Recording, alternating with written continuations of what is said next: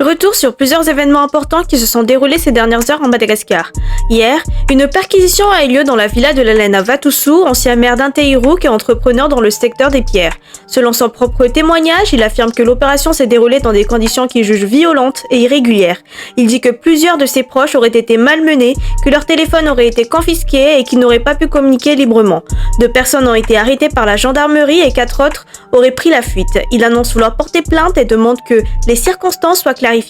Plus tard, le ministère de la Justice a publié un communiqué indiquant qu'il s'agissait d'une perquisition illégale menée par 2 individus se présentant comme agents de l'ordre à l'aide de faux documents. Ils ont été appréhendés et remis à la gendarmerie. Une enquête judiciaire est en cours afin d'identifier les autres personnes impliquées.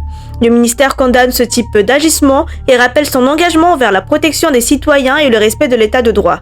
Hier soir, l'influenceur Dylan Siva a été convoqué par le service de lutte contre la cybercriminalité à la suite d'une plainte pour diffamation déposée par une entreprise concernant l'une de ses vidéos. Le ministre de la Communication et de la Culture, Gaskar Afensou, a réagi aujourd'hui en rappelant que la liberté d'expression est un droit fondamental. Il estime que les affaires de diffamation devraient relever d'amende plutôt que de peines d'emprisonnement et annonce une révision du Code de la communication pour mieux encadrer ces questions. Il précise également qu'une convocation n'équivaut pas à une condamnation et insiste sur la nécessité de respecter la justice et l'équité. Il a confirmé que Dylan Siva a été libéré hier soir. Dans le même contexte de liberté d'expression, les 4000 employés du groupe Sodiat ont appelé à pouvoir exercer leur travail sans interférence politique.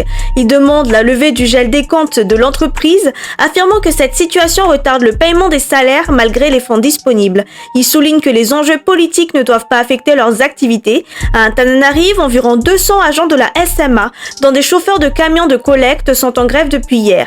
Ils réclament la réorganisation de la direction, la régularisation de leurs salaires, ainsi que leur réintégration à l'OSTI et à la CNAPS.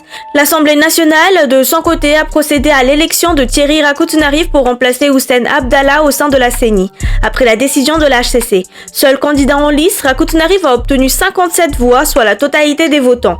Il affirme vouloir représenter dignement l'institution et répondre aux attentes des députés. Ancien directeur de cabinet de Siten Renjiana Soulniek et ancien vice-président de la CENI, il retrouve un organe qu'il connaît déjà après un départ en 2020 intervenu dans un contexte particulier. Enfin, alors que plusieurs nominations récentes ont suscité des réactions et des critiques, notamment de la part d'un député, le président de la refondation, le colonel Michael Ranjanirin, a réagi. Selon lui, certains acteurs politiques tenteraient d'influencer les nominations en faveur de leurs proches et lorsque cela échoue, recourir à des accusations publiques. Il affirme aussi que des personnalités pro-régime évoquent la présence de cadres issus du TGV dans des postes de responsabilité sans jamais citer de nom lorsqu'on les interroge.